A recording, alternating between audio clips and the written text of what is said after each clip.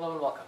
Today we're here with Professor Gawdat Bahgat, Professor of National Security Studies at the Near East South Asia Center for Strategic Studies. Professor Bahgat has served the NISA Center for over 7 years and brings to us more than 25 years of experience both at doing business, policymaking, and academia. He is here today to talk with us about the Iranian nuclear deal that happened just over a year ago. Professor Bahgat, considering there have been a lot of complications in trying to get the deal resolved here in America, as well as internationally, a year out, do you see any complications that have arisen between the US, Iran, and our global partners? Sure. This is very interesting time to talk about the nuclear deal because almost exactly 1 year ago, July 14th, 2015, the deal was signed, and probably it is too early to come to any conclusion or make any assessment, but there are good things and bad things happen because of the deal. One good thing, the talk about war is not there anymore. Few people, if any, talks about attacking Iran nuclear facilities. Nobody wanted war. No country in the region, or US or Iran or Europe, China, India, nobody would like to see innocent people die or war. War brings instability. War is the main reason for terrorism and many bad things. So the fact that the threat of military action has receded is positive. Another positive thing, before the nuclear deal was signed, Iran was making progress on its nuclear program. Iran has always denied any interest in making weapons, desire or interest in making weapons, and the fact that Iran's nuclear program is frozen because of the deal, this is very positive. As you indicated, there are challenges. Probably at this point, one of the main challenges is the Iranians believe that they have not gotten all the promises they were given at the time of signing the deal. There were high expectations that many of their financial assets will be unfrozen. This has not happened. There were expectations that trade investment will go faster than they have been. President Obama and Secretary Kerry have been trying to explain to our European partners, to private banks, what they can and what they cannot do with Iran. But the challenge is the perception, which is right perception, that the Iranians have not got all the economic benefits they expected. And this is particularly challenging because next year, 2017, there is presidential election in Iran, and with frustration, disappointment, there is a chance that they will vote for hardliner. That's not good.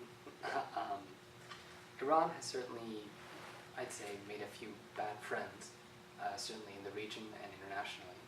Since signing the deal, do you see any positive impacts Iran has made via regional connections and relationships, international partnerships? Iran perceives itself with good reason as a regional power. Iran has one of the oldest civilizations in the world, a large country with about 70 million people, a large middle class, well-educated population, a lot of economic resources. Iran sees itself with good reasons that it is the de facto regional leader. The problem, many of Iran's leaders are very suspicious of its intentions, and it is not zero-sum game. It can be win-win for everybody. Isolated Iran, poor Iran, low economic development in Iran is bad for everybody. I believe developed Iran, prosper Iran integrated Iran in its regional system and global system is good for everybody. There is so much can be done. United States Obama administration has been trying to explain to regional powers that better understanding between United States and Iran should not be seen at the expense of Arab allies. United States has had very good relations with Saudi Arabia, with United Arab Emirates, Qatar, all Gulf countries, and President Obama visited the region several times to assure them that there is no change in our alliance with them. Somehow, my sense till now, they are very suspicious of United States that any reduce of tension between United States and Iran will be at the expense. And I have to add that even with the deal, US-Iran relations are not warm, are not friendly in any sense. It just probably reduce tension. And again, this should not be seen at the expense of other countries. As I mentioned earlier, in the United States especially, there's been a lot of domestic turmoil with the deal, splitting the country into two, essentially. If the deal is carried out as it's stated, do you see any long-term benefits for the United States and its partners abroad? There are many benefits, strategic, economic, and others.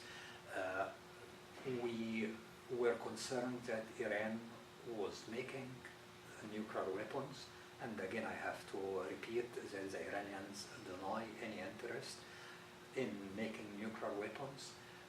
Based on open sources, there is no way to confirm or deny this. United Nations, global powers have been very concerned about Iran's intention, but so far as I know, and based on open sources, there is no evidence that Iran was making nuclear weapons. The strategic benefit is, at least for the next 15 years, Iran nuclear program is frozen. So this is great. Proliferation of nuclear weapons is big threat to regional and global security.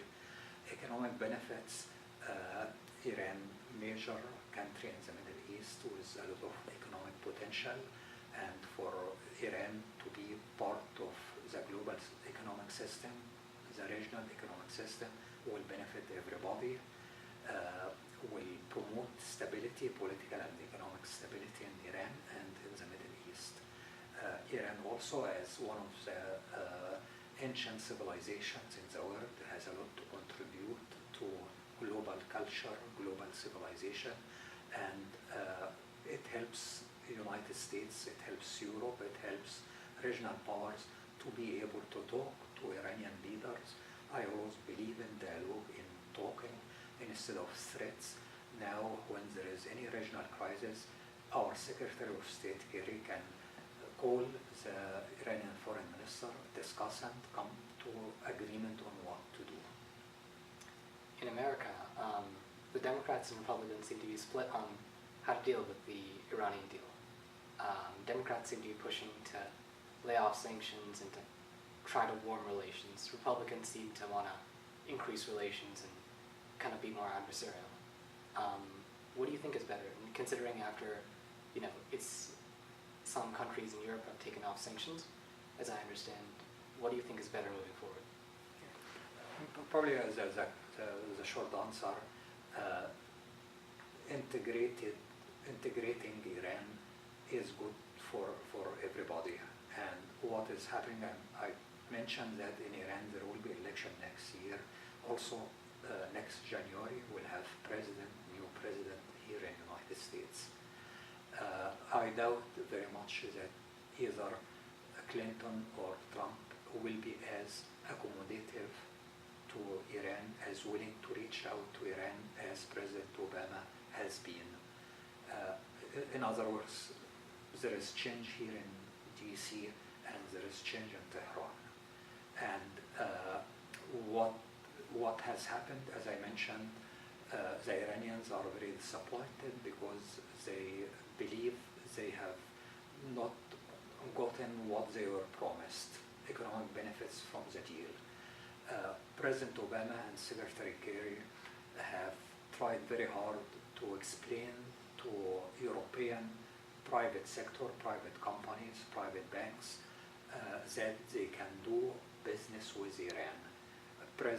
Secretary Kerry has been very clear that they can do business with Iran. The problem is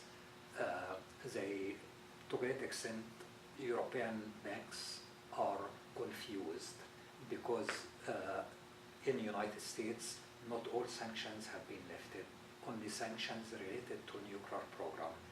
Sanctions related to terrorism, to human rights are still in place. So what I mean, the rules are not clear, and this contributes to a slow process of reintegrating Iran. And this slow process has political impact because the young Iranians feel nothing came out of the nuclear deal.